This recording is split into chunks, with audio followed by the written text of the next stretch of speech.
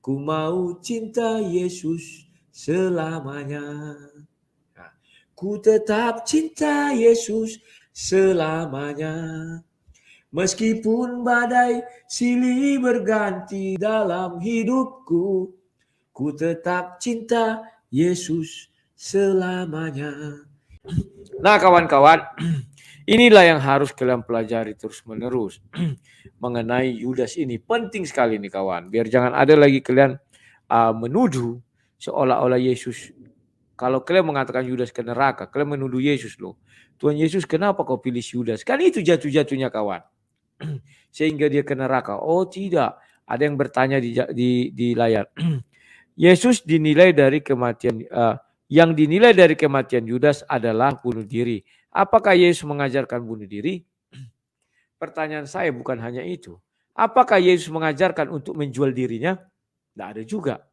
Apakah Yesus mengajarkan mengkhianati dirinya? Tidak ada juga. Itu memang tidak ada diajarkan Yesus. Tetapi Yesus tahu itu terjadi. Baca ayat itu, bahwa sejak semula dia sudah tahu. Kalimat dari situ sejak semula artinya semula-semula. Ketika dia memilih sebelum mereka turun ke dunia, kan dibilang mereka bukan berasal dari dunia ini. Yesus sudah tahu. Ya kan? Maka dipilihnya lah. Loh, bukankah Yesus bisa memilih muridnya semua orang terbaik? Bisa. Tetapi kenapa Yesus meloloskan satu orang yang pendosa berat atau penjahat? Itulah kalian tidak paham. Karena ini harus digenapi kata Yesus.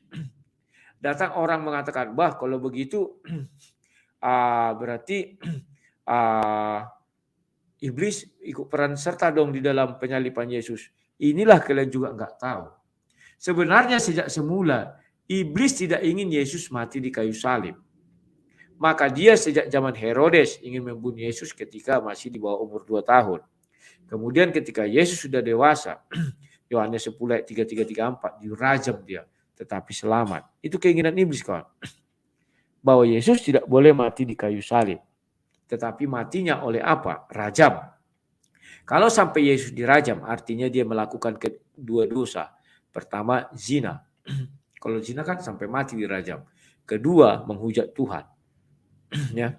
Kemudian iblis lagi mencoba lagi kawan. Maka di hari terakhir dari cerita itu, iblis ingin Yesus mati karena berdosa.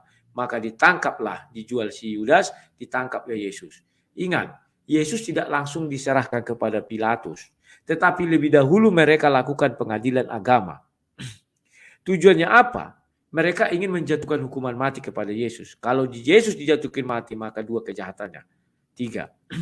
Yang pertama menghujat Tuhan, yang kedua membunuh, yang ketiga berzina. Kan itu hukuman mati. Kalau sampai itu dijatuhkan kepada Yesus, artinya Yesus berdosa. Tetapi mereka tidak menemukan kesalahan, dibawa ke Pilatus. Maka Pilatus mengatakan, aku juga tidak menemukan kesalahan, cuci tangan. Akhirnya Yesus disaliblah dia mati. Artinya sesuai dengan apa yang dirancang Yesus, bahwa dia akan tersalib. Titik kawan. Iblis kalah. Karena keinginan Yesus tidak mati kayu salib. Jadi kalau ada bilang, wah iblis berarti berperan. Tidak ada peran iblis itu. Kenapa iblis masuk ke Yudas? Kalau gitu, ya karena iblis ingin Yesus mati di pengadilan Yahudi. Bukan di pengadilan Romawi. Di pengadilan Yahudi itu kalau orang sudah dihukum mati, penyakitnya hanya 3. Pertama menghujat Tuhan. Yang kedua berzina, dilempari sampai mati. Yang ketiga membunuh. Nyawa ganti nyawa, gigi ganti gigi. Itu kawan. Bukan mati di kayu salib. Kalau mati di kayu salib apa? Alkitab mencatat apa dia? Itu dianggap sebagai pemberontak. Ya kan ada kan ayatnya kawan. Ya. Nah, sekarang si Pastor Sarah mengatakan bahwa Yudas itu berasal dari iblis. Ya, kita lihat faktanya. Apakah demikian? Saya buka Yohanes 17. Ini hebatnya Bible ini kawan.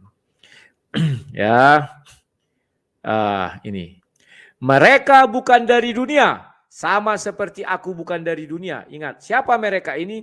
12 orang murid.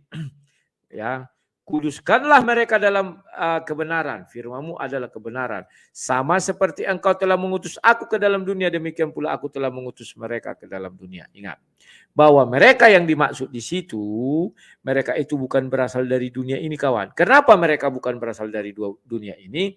Kita lihat Yohanes 6. Nah, ini enaknya Bible ini, kawan. Ntar ya. Dikatakan begini. Bayangkan ya, orang banyak itu pun Yesus katakan apa? Ini ya ayat 32, ayat 26 kok nggak salah ya. Ini orang banyak ya. Yesus menjawab mereka, aku berkata kepadamu, sesungguhnya kamu mencari aku bukan karena kamu telah melihat tanda-tanda, melainkan karena kamu telah makan roti dan kamu kenyang. Ya. Lalu disebutkanlah sini roti itu apa? Itu adalah mana yang dari surga ya. Ayat 29. Jawab Yesus kepada mereka, inilah pekerjaan dikehendaki Allah, yaitu hendaklah kamu percaya kepada Dia yang telah diutus Allah. Maka kata mereka kepadanya, tanda apakah yang engkau perbuat supaya dapat kami lihatnya dan percaya padamu?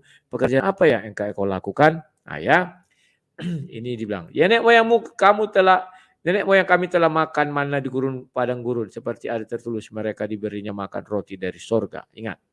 Jadi di sini ada 70 murid, kawan. Ada 12 murid. Yang 70 murid ini aja Yesus mengatakan apa?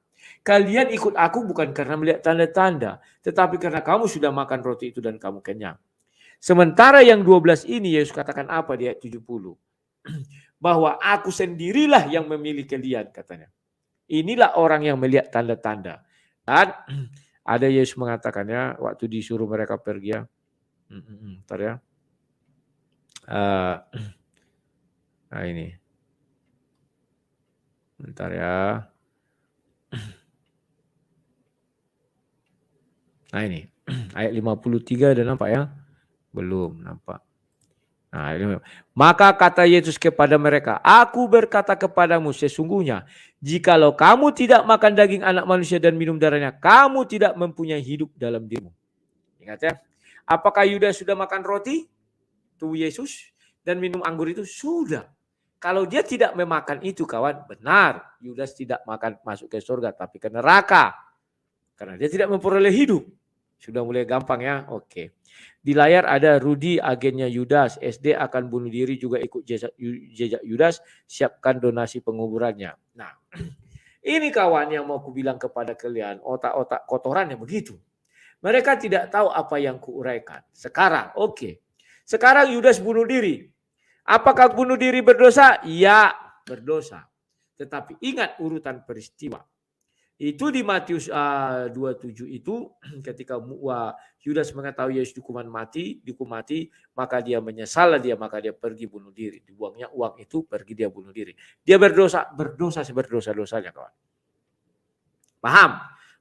Loh, kok orang berdosa bisa masuk ke surga? Ingat, dia sudah makan roti dan tubuh Yesus. Itu roti tubuh Yesus dan minum darah sebagai pengampunan, ya. Kemudian, apakah Yesus sudah mati ketika Yudas mati? Belum. Yesus belum menyerahkan nyawanya. Barulah setelah itu Yesus mengatakan, Eloi, Eloi, lama sabachthani, katanya. Baru dia menyerahkan nyawanya. Tapi sebelum itu yang terjadi apa? Bapa, ampunilah mereka sebab mereka tidak tahu apa yang mereka perbuat. Siapa mereka ini? Termasuklah di dalamnya Yudas. Karena Yudas tidak tahu apa yang dia perbuat. Apa buktinya? Ayat di dalam Bible menjelaskan, ya. Di Yohanes dan di Matius itu menjelaskan apa? Lukas 20 kok salahku. Masuklah iblis ke dalam tubuhnya, baru dia menjual Yesus. Masuklah iblis ke dalam tubuhnya di Yohanes 13, barulah dia pergi menyerahkan Yesus kepada orang-orang Yahudi itu. Sudah jelas ya? Sudah mulai paham? Ini enaknya kawan.